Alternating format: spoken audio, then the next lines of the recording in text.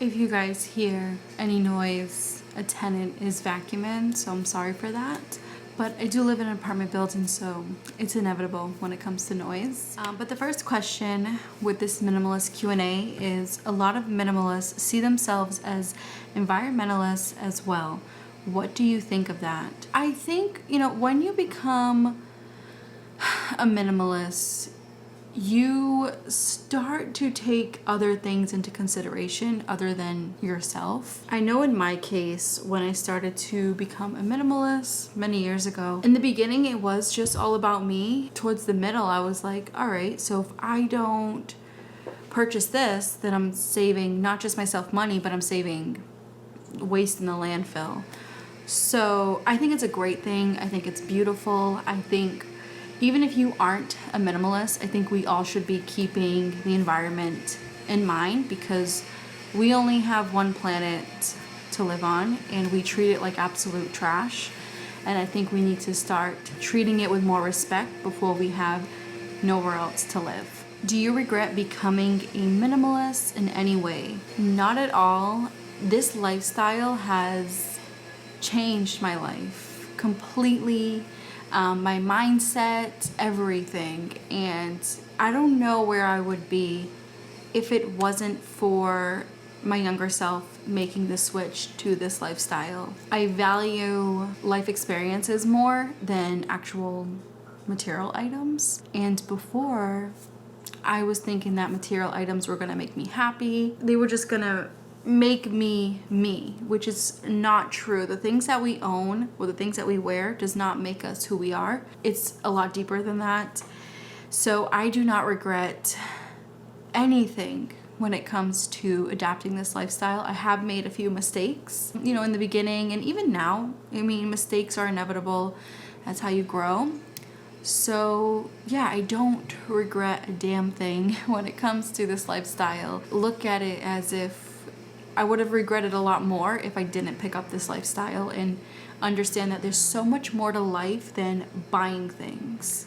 What credit card do you use and swear by as a minimalist? So I'm gonna try to link it down below. I'm not sure if I am allowed to, but I know the credit card that I use, I think if you click the link, you get $100 back, or I get $100 and you get $100.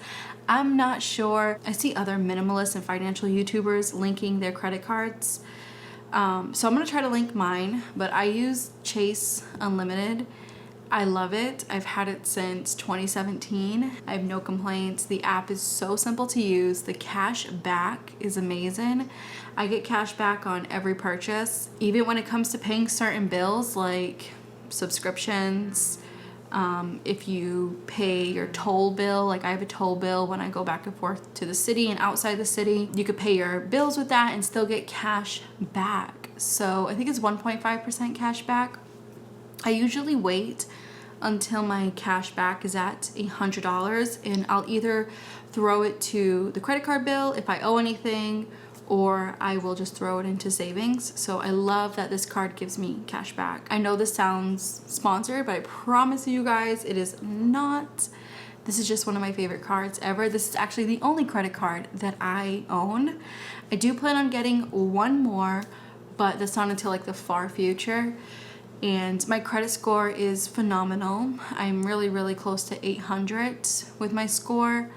But that's also because I'm not in any debt, and I am very cautious of what I spend my money on. Yeah, I just make sure that I'm not spending my money stupidly or getting into any unnecessary debt, especially when it comes to credit card debt. It's so scary. So in the past, I used to have Victoria's Secret credit card, Kohl's credit card. I never was in credit card debt because I seen friends and family members getting into credit card debt, and I kind of back then I understood this is not something that I want to do. They're paying more money on something that they bought. So for an example, say you buy this pencil holder at a store and you buy it with the store credit card and you don't pay that bill, so this $10 pencil holder can end up being $50 just by you missing your monthly payment. So I just don't think that it was smart enough for me to you know, overspend. So every time I had a credit card back then, like I would make sure to use it for just points and then pay it off right away because I was always afraid. Fast forward to now, those store credit cards closed on their own. And that's another advice I want to give you guys. Like, I'm not a financial guru, but what I have learned throughout the years is to let your store credit cards close on their own. They might take up to like 5 months or sometimes even like 5 years to close on their own, and that's fine. Like, I remember when I said I'm not going to shop at Kohl's anymore with the card. If I need something from Kohl's, then I will pay in cash or use my credit card, my actual credit card.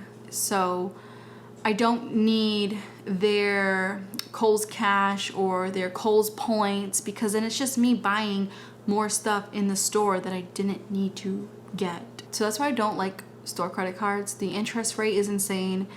And the bonus points, like, you can't spend it on anything else but stuff in the store. So it's just more junk adding into your house. Compared to a real credit card, like the Chase Unlimited that I have, you can spend it anywhere. Like, you can use it anywhere and get points on everything. So 1.5% cash back on every little thing. Gas, bills, groceries, miscellaneous items.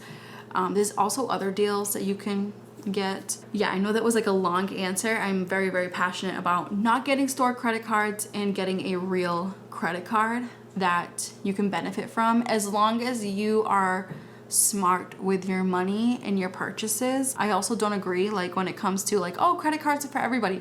I don't agree with that statement. If you are that type of person that spends your money silly and you get a bunch of credit cards, I highly suggest you cutting them up and forgetting that you've ever had a credit card, because it's gonna hurt you more to use the credit card than to cancel them. I would suggest you to not use credit cards if you're not good with your money. But yeah, it took me a long time to learn that. And like I said, I only have one credit card, that is it. I have one credit card, one debit card, that is it. At 33 years old, that's all I have. And I make it work. And it's been a great, great experience to just simplify the amount of cards that I have. Do you have urges to gather more stuff? Not at all. So I think the only urges that I have lately is, I guess it's not like an urge, but it's more of anxiety, is the fact that I haven't been able to save for retirement. So I'm pretty anxious about that. So those are my urges and things like that. Like, I never have the urge to buy more things. Like, that's just not me. I know things are not gonna make me happy. Of course, there are things that I would like to own one day, but I am okay with waiting. Like, it's not an urge. You know, of course, a new wardrobe, some high quality clothing items. So this is what I'm saying. Like, I'm glad that we're not in that, like, oh, I need to purchase this, because I guarantee you it will be a mistake, because I'm unsure about a couple things when it comes to like, what do I want in the house? Because most of the things that I purchase or that I have purchased are things that, like, all right, we're gonna get use out of this and we're gonna have it for a while. So be cautious of what you're purchasing, Kira. I make sure to not purchase junk, because I know it's gonna be a waste of money. If I didn't need it in the first place, I'm probably going to like declutter it in 3 to 4 months or less, and it's just money out the window. So I'm very cautious of every little thing that I purchase. What is the future of minimalism? Was it just a trend? When it comes to minimalism, now we're speaking of the online world, I'm assuming, because trends come and go with the online world. For those of you that have picked up a minimalist lifestyle or are picking up a minimalist lifestyle, most people realize the deeper definition of living a minimalist life. Now, it's not meaning like, oh, I'm gonna live in a house that's empty and doesn't have anything. Of course, it doesn't mean that. It means a lot more than things, and you learn more about yourself too. So I think with the online world, it was trendy towards like maybe 2015 to 2019. And yes, I feel like it has died down a little bit with the online world. My thing with the online world, and again, I never started my channel to like become this big YouTuber or become popular.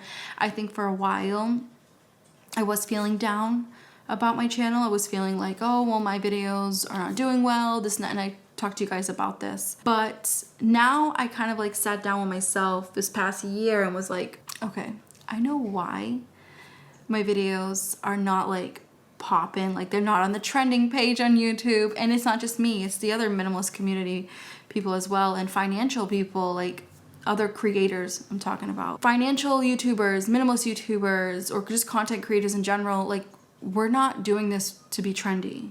This is not like a trendy lifestyle. This is something that you can benefit from, learn from. It takes time. It's not something where it's like, oh, I'm doing this just for a trend. It's not about that. It's so much more deeper, and it's something that you can take with you and pass on to someone else. Not necessarily a trend, but knowledge. So I hope I'm making sense here, but for the future of minimalism, honestly, I truly don't care what's going on when it comes to what's trending, what's not, whether it's fashion, music, shows, movies. I don't care.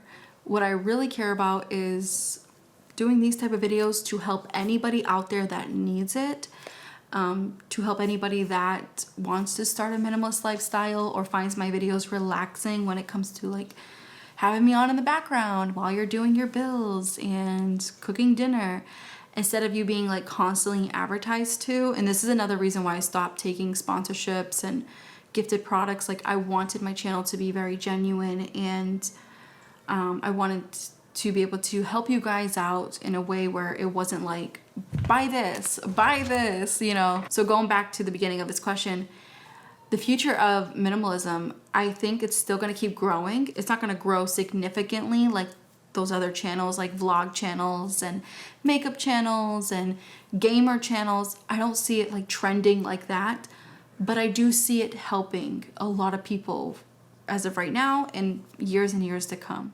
Do you have any maximalist fantasies sometimes? I actually have maximalist nightmares. I grew up with quite a few family members that were hoarders, and I have nothing against anybody, but like as a child, I just felt very claustrophobic.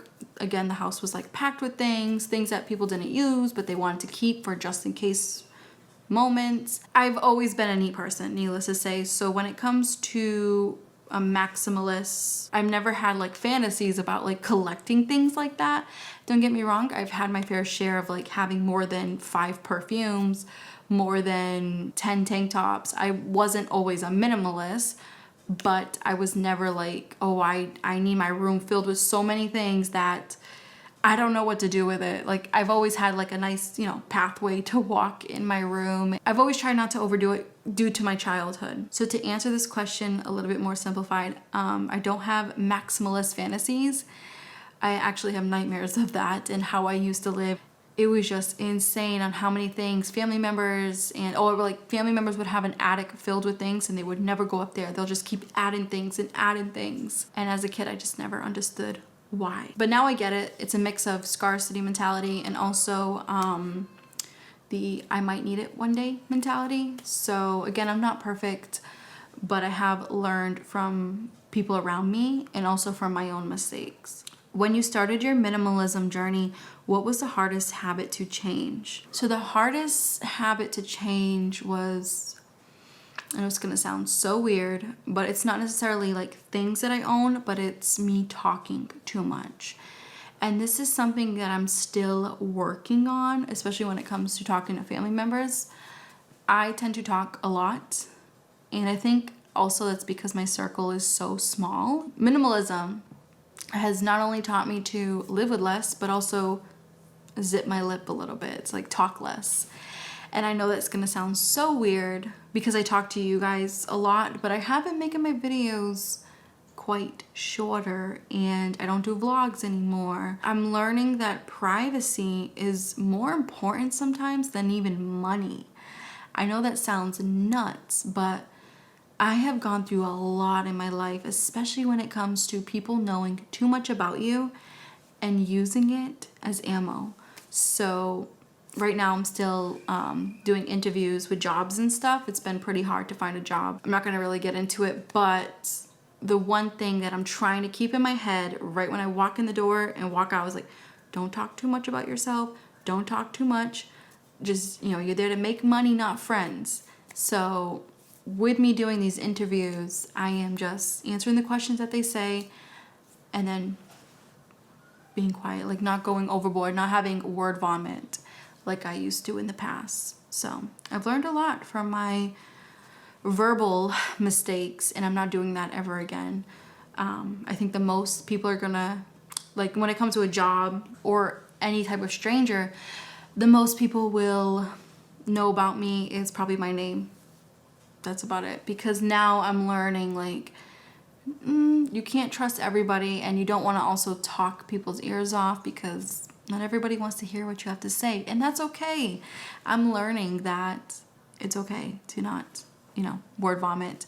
I'm actually learning this with my family members and not complaining as much as I was, and not talking about my issues or talking about personal things that I'm going through. Like, I save all that for my therapist. I know it's a weird answer, but that's the one thing that it was the hardest thing for me to change, because once when I got comfortable with somebody, I will pour out my life story to that person. And I have learned and dealt with a lot of consequences with doing that. When it comes to paperwork, what do you keep as a minimalist and how do you organize it? So I'm gonna do a whole separate video on this, maybe in the new year. I'm still in the process of organizing my tax papers.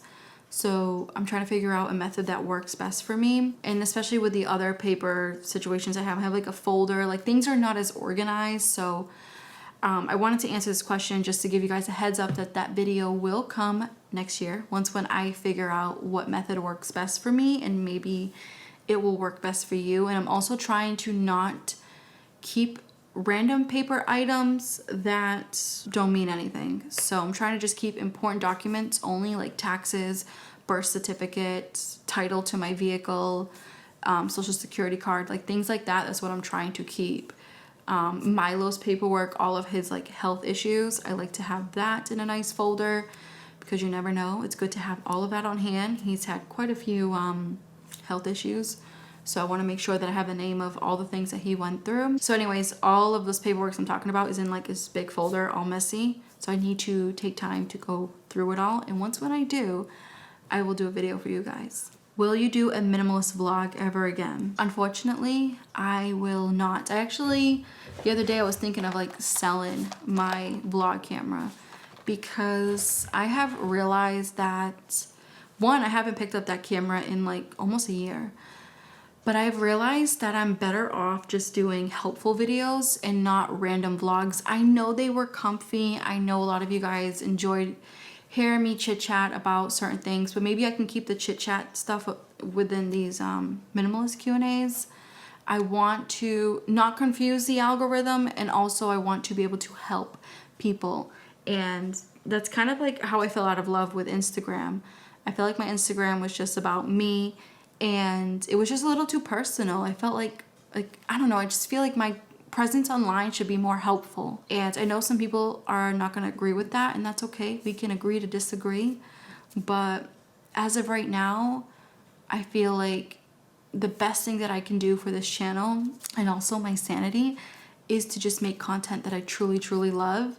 And that is minimalist videos. Whether they're repetitive or not, I really love making minimalist videos and saving money videos. I'm sorry, you guys. There will be no more vlogs. I'm just trying to keep that portion of my life private and offline. I've been through a lot when it comes to doing this job for 7 years, and the one thing I have learned is that I shared far too much about my personal life, and I don't want to do that anymore. Once you became a minimalist, did you quickly notice a difference in money in versus out? Of course you're gonna see a difference, anybody will, but I do wanna say, just because I'm a minimalist doesn't mean I have thousands of dollars saved. I used to, until my income started fluctuating. So I think your income plays a huge role too. So if you only make $700 to $800 a month, it is so hard to pay bills and save. Like, it's nearly impossible. So minimalism does play a big role in not buying stupid things and working with what you have. Definitely, I do feel like it's a nice cheat code to be able to save, but only when you're making enough. And I'm talking about when your bills are all paid, your debt is paid, And if you have money left over, you can either put that in your savings account, your high yield savings account. Maybe you can max out your Roth IRA, put more of a bigger percentage towards your 401k. So I think that one of the biggest roles when it comes to seeing a difference with your money versus, you know, when it comes to in and out, is how much you are making. What you are making and what you are paying for bills is going to play the biggest role, sometimes even more than living a minimalist lifestyle. So there is a lot of key factors, you know, when it comes to your money. So I would think number one, how much you're making, your income plays the biggest role out of all this. Number two, budgeting. If you are not budgeting, then you probably don't know where your money's going. And then number three is minimalism. I would think more of like, all right, so I already have those shirts at home. I don't need to buy any more shirts. Like that kind of like mental note comes with minimalism. I haven't been able to save for a very long time. It's been pretty hard, and I'm not gonna sit here and cry to you guys. I'm sure you are feeling this inflation pain. I'm just trying to make it work. I'm trying to sign up for as many jobs as possible. I've gotten quite a few interviews, and I haven't got any callbacks yet, but I'm still going. So hopefully my income changes and I'm able to not only save money, like not only put money into my emergency fund, but also help more with bills and be able to finally start saving for retirement. I want to put a big percentage of my check towards 401k, start off with maybe 6% and bump it up probably every year or more, depending on how much I'm getting paid. And then I would like to get a Roth IRA and max it out. I know maxing it out is probably going to be hard in the beginning. I think it's like $6,200 a year. We will see. Those are like my main goals right now when it comes to money. Anyways, I can't thank you guys enough for sending me all your questions. I always write them down and try to spread them out and try to make it a little bit more easier for me to answer these. That's why I don't go crazy. I try to answer 10 questions at a time with these minimalist Q&As. So if you have any other questions regarding minimalism, saving money, or about a certain minimalist product, leave them down below. I can answer them in the next minimalist Q&A. Also let me know, do you guys want me to do 2 Q&As a month or just 1? I've been debating on whether to do 1 or 2, but I need your help deciding that. So on that note, again, thank you so much for watching, and I will catch you in the next one.